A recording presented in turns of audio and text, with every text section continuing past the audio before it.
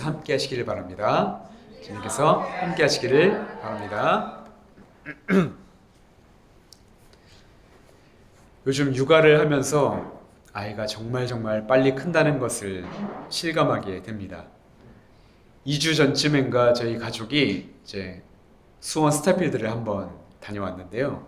그 안에 이제 유아용 놀이터가 엄청 잘 되어 있는 거예요. 그래서 이제 수호를 놀게 이제 풀어 놓았습니다. 근데 옆에 수호보다 훨씬 조그만한 아이가 있었는데 그 아이는 걷고 있는 거예요. 그래서 궁금해서 그 아이의 어머니한테 저 아이 지금 몇 개월 됐나요? 물어봤더니 수호보다 한 달이 더 늦게 태어났더라고요. 그 이야기를 듣고 나니까 왜 우리 수호는 이제야 좀 기어다니는데 어떻게 저 아이는 벌써 저렇게 빨리 걸을 수가 있을까? 혹시 우리 아이에게 발달에 문제가 있는 것은 아닐까? 괜히 걱정이 되었습니다.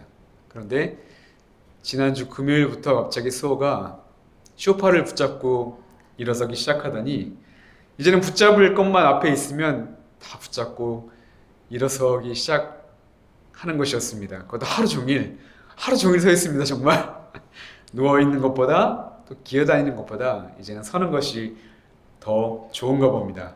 그 아이를 보면서 참 신기하고 대견하더라고요. 제가 괜한 걱정을 했었구나 하는 생각이 들었습니다.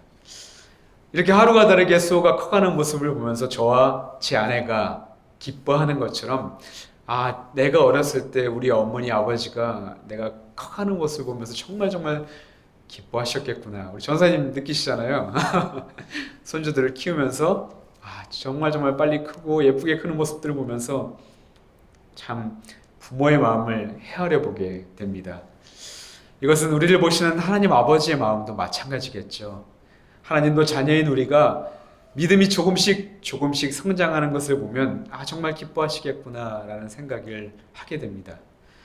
하지만 우리의 신앙은 우리가 시간이 흐른다고 해서 또 교회를 잘 다닌다고 해서 저절로 이렇게 잘하는 것은 아닌 것 같습니다.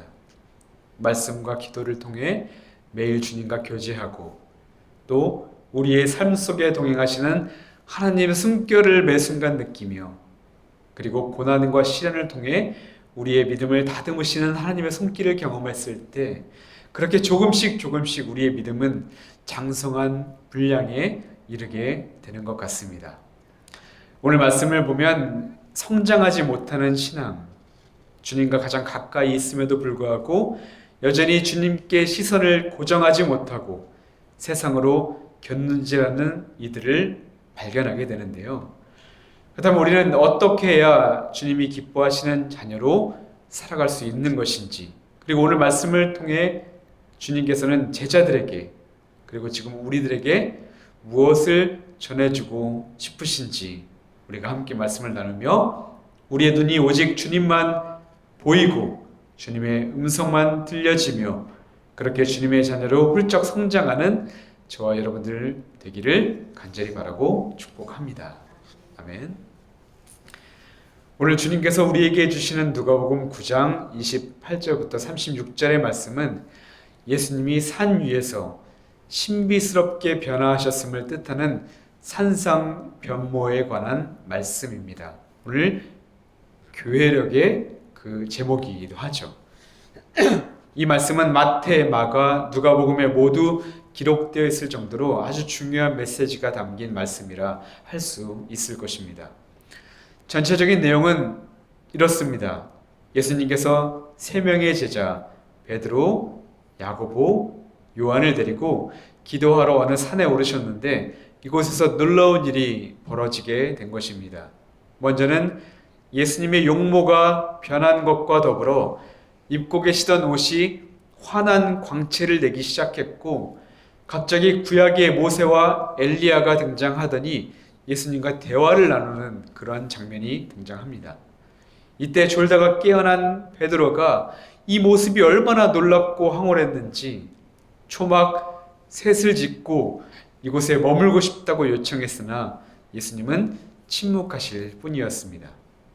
그리고 갑자기 구름이 몰려오기 시작하더니 구름 속에서 하나님의 음성이 들려왔고 하나님의 음성 이후에 제자들의 눈에는 예수님만 보이며 이야기가 끝을 맺게 됩니다. 말씀 하나하나가 우리 머릿속에 그려질 정도로 정말 재미있고도 신기한 그런 말씀이죠. 저는 이 말씀을 보면서 가장 먼저 들었던 궁금증이 있었습니다. 왜 하필 모세와 엘리야가 예수님 곁에 등장했던 것일까? 아브라함이나 야곱이나 요셉이나 다윗이 아니라 왜 하필 모세와 엘리야였을까라고 말이죠. 근데 여기에는 사실 정말 중요한 메시지가 담겨져 있습니다. 모세는 하나님으로부터 십계명을 받아 율법을 기록하고 전한 사람이고 엘리야는 구약의 아주 대표적인 선지자, 예언자라고 할 수 있죠. 그러니까 하나님이 모세와 엘리야를 지금 예수님 옆에 등장시키신 것은 이제 예수님을 통한 새로운 율법과 새로운 예언이 펼쳐질 복음의 시대가 시작되었음을 선포하고 있는 것이었습니다. 또한 오늘 첫째 성서봉독이었던 신명기 34장 6절을 보면 알듯이 모세는 죽었지만 그의 무덤을 아는 이가 아무도 없다라고 기록합니다. 엘리야도 우리가 잘 알듯 죽음을 겪지 않고 병거를 타고 하늘로 올려진 사람이었습니다. 그러니까 이 두 사람이 다시 예수님 앞에 나타나고 심지어 예수님과 대화를 나누고 있는 모습을 통해 우리들도 죽음이 끝이 아니라 죽음 이후의 삶이 기다리고 있음을 보여주는 말씀이라고 할 수 있는 것이죠. 이와 더불어 환한 광채를 내시는 예수님의 모습을 통해 모세와 엘리야를 통해서 예고되었던 그 메시아가 지금 바로 너희 앞에 있는 예수님이다 라는 것을 제자들에게 그리고 지금 우리들에게 분명하게 보여주는 말씀이라 할 수 있는 것입니다. 그런데 이 자리에는 안타깝게도 이런 놀라운 하늘의 메시지와는 전혀 다른 시선으로 예수님과 모세와 엘리야를 보던 이들이 있었습니다. 바로 제자들이었죠.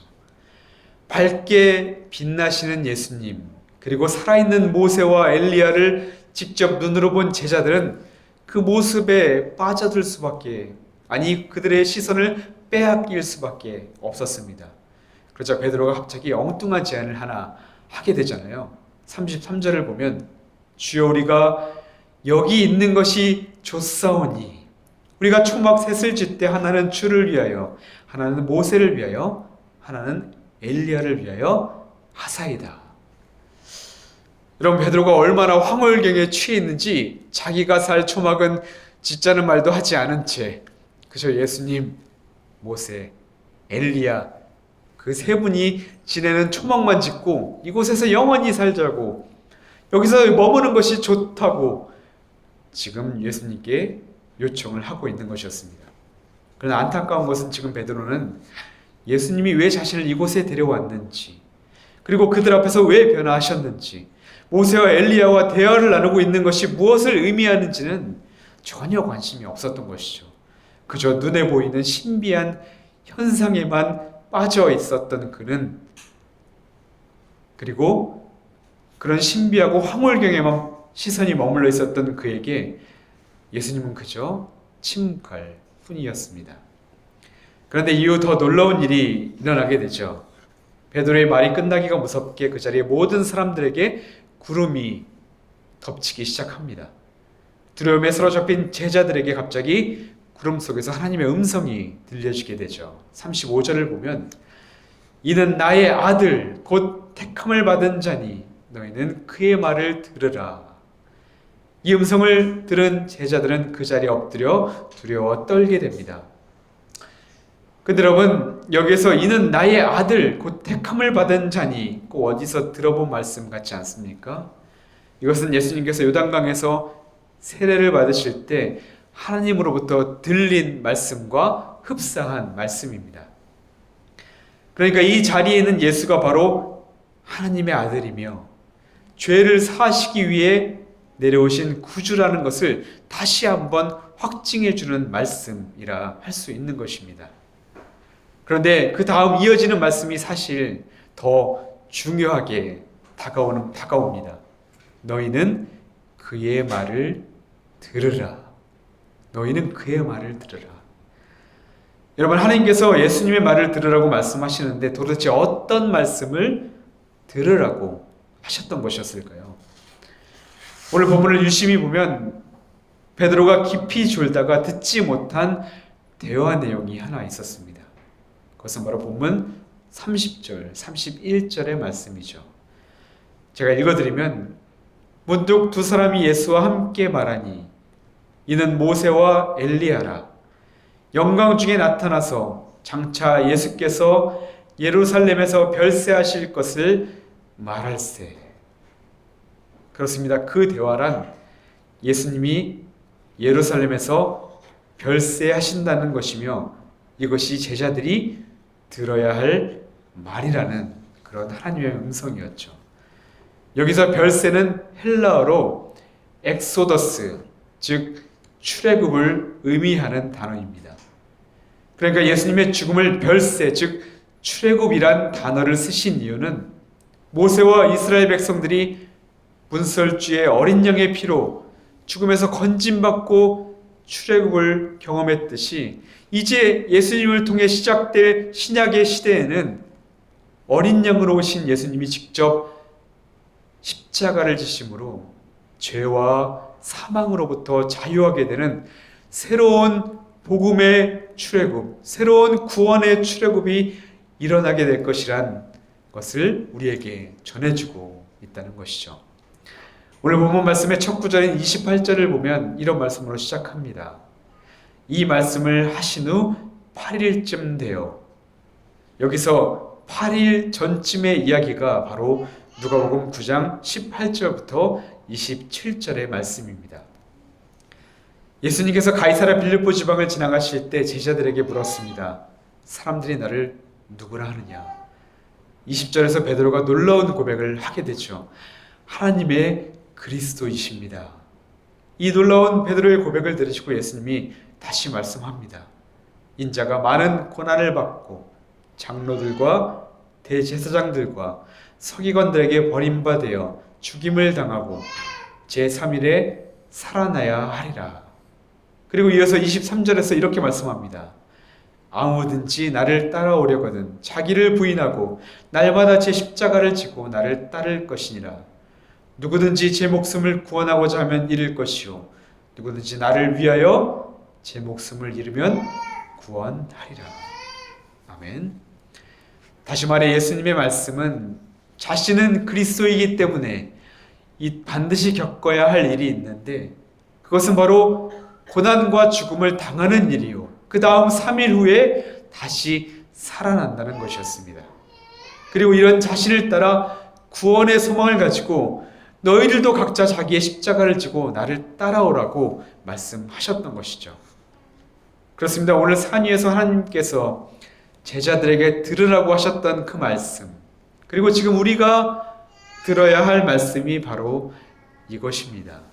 그것은 바로 주님의 십자가의 고난과 죽음 그리고 부활이라고 할 수 있죠.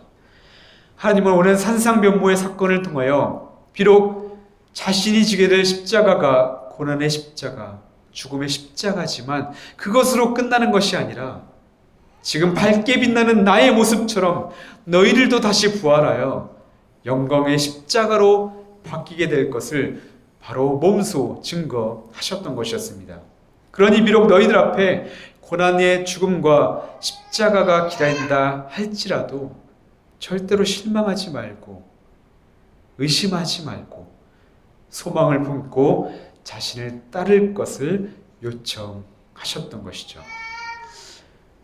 사랑하는 여러분, 오늘 말씀을 통해 주님께서 우리에게 주시는 은혜가 무엇입니까? 예수님은 모든 것을 이미 다 알고 계셨다는 것이었습니다. 산 위에서 모세와 엘리야와 대화를 나누며 자신은 예루살렘에서 고통당하고 죽을 것을 이미 알고 계셨습니다. 이제 곧 십자가의 극한 고통이 자신을 기다리고 있다는 것도 알고 계셨습니다. 예수님은 분명 하나님의 아들이시기에 십자가의 죽음을 받아들일 권세도 있고 포기할 권세도 있으셨습니다. 그러나 우리 주님은 인류를 구원할 것을 결정하셨습니다. 우리의 죄를 다 짊어지고 십자가에 죽으실 것을 스스로 결정하셨습니다. 베드로가 산 아래에 내려가지 말고 지금 이곳에서 초막을 짓고 영원히 살자고 요청했지만 예수님은 산 위에 있을 것을 거부하셨습니다. 그 이유는 죄인들을 끝까지 사랑하사 죄와 죽음과 삶의 허무함으로 고통당하는 이들에게 복음을 전하시며 한 사람이라도 더 치유하시고 위로하시고 소망을 주시며 품어주시고 구원의 길에 동참하게 하기 위해 산 아래로 내려가기를 원하셨던 것이었습니다. 마치 주님은 우리에게 이렇게 말씀하시는 것 같습니다. 베드로야, 산 아래에 내가 사랑하는 이들이 있는데 어떻게 내가 포기하고 돌아가겠느냐?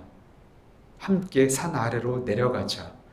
산 아래 내려가서 내가 사랑하는 사람들과 함께 있고 싶구나. 그리고 모든 사람의 죄를 내가 다 짊어지고 기쁨으로 십자가에 달리겠다. 그것이 내가 이 땅에 내려온 이유이기 때문이다. 라고 말이죠. 여러분, 오늘 주보를 보면 제가 성경 구절 대신에 그림을 하나 넣어놨습니다.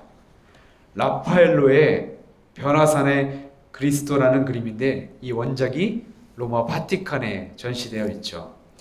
이 그림은 오늘 본문을 배경으로 하는 그림으로 아주 귀한 메시지가 담긴 그림이라 할 수 있을 것입니다.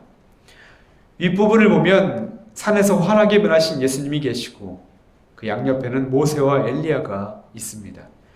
그 밑에 베드로, 야고보, 요한은 눈을 가리고 엎드려 있게 됩니다. 그런데 그림의 아래쪽에는 산 아래에 사는 사람들이 등장하죠. 오늘 보면 바로 다음 절에 이어지는 내용을 배경으로 하는 장면입니다. 먼저 우측 아래쪽을 보면 오른손을 들고 눈이 뒤집혀 있는 아이가 나오는데 오늘 본문과 같은 내용인 마가복음 9장 17절을 보면 이 아이는 귀신에 들려 말도 못하고 듣지도 못하는 아이라고 기록합니다. 산 위에서는 하나님이 제자들에게 예수님의 말씀을 들으라 하셨지만 아이러니하게도 산 아래에서는 말을 듣지 못하게 하고 말도 못하게 하는 귀신 들린 아이가 바로 등장한 것입니다. 여러분, 이것이 무엇을 말하는 것일까요? 귀신은 우리가 하나님의 말씀을 듣지 못하게 방해하고 결국 하나님의 말씀을 우리의 입으로 고백하지도 못하게 하는 존재가 바로 귀신이라는 것이며 우리가 귀신에 사로잡혀 있을 때 우리는 영적인 귀머거리, 영적인 벙어리가 되어 하나님으로부터 떨어져 나가게 된다는 것입니다. 근데 여러분, 다시 한번 그림을 보십시오.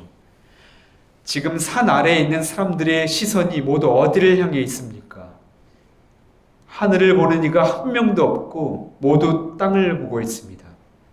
모두 이 문제를 해결해 줄 사람만 바라보고 있습니다. 그러자 어떻게 되었습니까? 제자들은 귀신 들린 아이를 고치지 못해 무력함에 빠져 있었고 귀신 들린 아이의 아버지도 아무것도 할 수 없다는 고통과 절망과 상실감에 빠져 있을 뿐이었습니다. 그렇습니다. 인간은 하나님의 도우심이 아니라면 귀신의 세력 앞에서 아무것도 할 수 없는 아주 무기력한 존재라는 것을 우리에게 전해주고 있는 것이죠. 그런데 마가복음 9장 25절을 보면 산에서 내려오신 예수님께서 귀신에게 이렇게 명령합니다. 벙어리와 귀머거리가 되게 하는 귀신아, 내가 너에게 명한다. 그 아이에게서 나가라. 그리고 다시는 그에게 들어가지 말아라. 그러자 귀신이 그 즉시 소리를 지르고 떠나가게 되죠. 나중에 제자들이 예수님께 찾아와 조용히 묻습니다. 예수님, 우리는 어찌하여 귀신을 쫓아내지 못했습니까? 우리가 귀신을 쫓아내고 싶었는데 우리는 왜 못했습니까? 그러자 마가복음 9장 29절에서 예수님이 이렇게 말씀하시게 되죠. 기도 외에 다른 것으로는 이런 종류가 나갈 수 없느니라. 여러분, 기도밖에 없다고 주님은 말씀합니다. 그리고 그 자세한 기도도 24절에 나와 있습니다. 그 아이의 아버지가 소리를 질러 이르되 내가 믿나이다. 나의 믿음 없는 것을 도와주옵소서. 여러분, 하나님께서 가장 기뻐하시는 기도, 그리고 우리가 할 수 있는 가장 아름다운 기도가 바로 이것이 아닐까요? 믿습니다, 주님. 나의 믿음 없는 것을 도와주시옵소서. 주님께서 믿음을 주시고, 주님께서 도와주시고, 주님께서 함께 하심을 구하고, 주님께 나의 모든 것을 맡기는 그런 기도 말입니다. 사랑하는 여러분, 오늘 말씀에서 제자들은 환하게 변모하신 예수님을 보고서도, 엘리야와 모세와 함께 계신 예수님을 보고서도, 그리고 곧 십자가에 달려 죽게 된다는 주님의 말씀을 듣고서도 여전히 세상적인 화려한 영광에만 취해 시선이 빼앗겨 있었습니다. 그러나 구름 속에서 말씀으로 임하신 하나님의 음성을 듣고 나서야 비로소 그들의 시선에는 예수님만 보일 수 있게 되었던 것이죠. 그렇습니다. 예수님은 우리가 주님께만 시선을 두는 것, 그리고 사탄의 유혹으로부터 벗어날 수 있게 되는 것, 그것은 오직 기도하는 것뿐이라고 말씀합니다. 기도를 통해 주님의 음성을 듣게 되는 것뿐이라고 말씀합니다. 사랑하는 여러분, 우리가 이렇게 기도했으면 좋겠습니다. 주님, 우리에게 믿음을 주옵소서.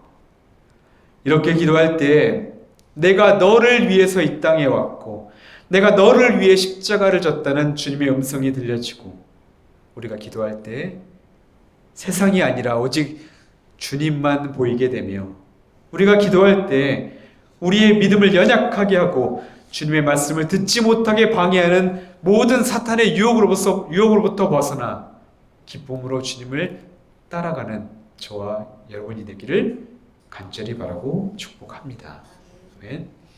이제 말씀을 마치려고 합니다. 어제 설교를 다 마무리하고 결론 부분이 어떻게 내야 될까를 이제 묵상하고 고심하던 끝에 제 마음을 감동케 하는 것이 하나 있었습니다. 우리가 잘 알듯 오늘 본문에서도, 그리고 이후에 예수님이 십자가에 달리시기 전날 겟세마네 동산에서도 베드로, 야고보, 이 요한, 이 세 제자는 기도만 하러 가면 꼭 잠을 잤던 제자들이었습니다. 꼭 그렇게 기도만 하러 가면 잠자고 있는 거예요. 물론 예수님을 따라 복음을 열심히 전하느라 극도의 피곤함에 잠을 이기지 못하는 것도 있겠지만 시편 117편 2절 말씀이 떠오르더라고요. 여호와께서 그의 사랑하시는 자에게 잠을 주시는도다. 이 말씀처럼 이 제자들이 예수님의 사랑을 참 많이 받았기 때문에 잠이 많았구나 하는 생각도 들었습니다. 오늘 말씀에서도 베드로와 요한과 야고보는 모두 깊이 잠들어 있었기 때문에 정말 중요한 예수님의 별세하심에 대한 이야기는 듣지 못했습니다.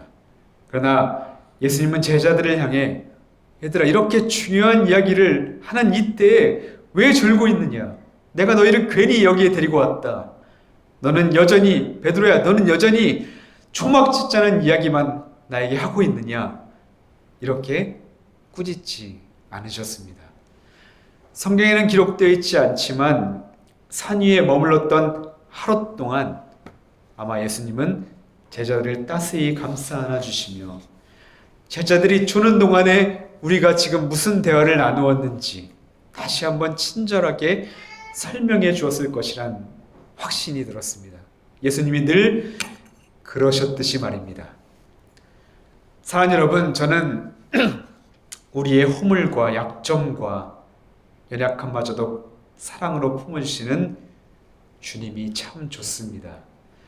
그 사랑으로 이 땅에 내려오셨던 것이고 그의 목숨까지도 내어주셨던 것입니다. 우리가 죄와 죽음에서 자유하게 되고 부활하여 영생의 소망을 얻게 된 것도 모두 주님의 사랑과 우리를 향한 이해와 용서와 희생이 있었기에 가능했던 것이었습니다.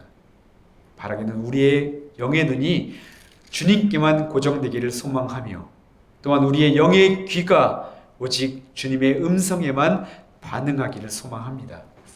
그렇게 저와 여러분의 삶 속에 주님이 거하실 초막을 짓고 주님과 함께 주님이 주시는 은혜와 감격을 누리며 사는 그런 귀한 삶이 되기를 간절히 바라고 축복합니다. 아멘. 기도하겠습니다. 우리를 사랑하시는 주님 감사드립니다.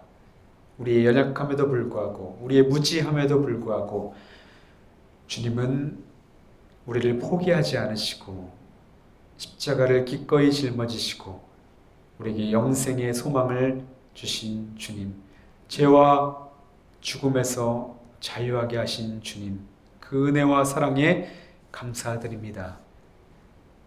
우리를 향한 이 사랑, 이 복음의 말씀이 주여 들려지게 하시고 보여지게 하셔서 우리가 정말 그 말씀에 감격하며 주님과 함께 사는 것이 우리 삶의 이유가 되게 하시고 우리 삶의 힘이 되게 하시고 우리의 영원한 소망이 되게 하여 주시옵소서. 우리는 부족합니다. 우리는 할 수 없습니다. 우리는 그저 주님께 주님 우리에게 믿음을 주시옵소서. 나의 믿음 없는 것을 불쌍히 여겨 주시옵소서 라고 기도할 뿐이오니 주님 때에 따라 우리에게 믿음을 허락하시고 우리 믿음이 멈춰있는 믿음이 아니라 하루하루 성장하는 믿음, 온전히 주님의 사람으로 다듬어져가는 그런 귀한 당신의 자녀가 될 수 있도록 주님 축복하여 주시옵소서. 우리의 온 삶을 주님께 맡기며 이 모든 말씀 예수님 이름으로 기도하옵나이다. 아멘.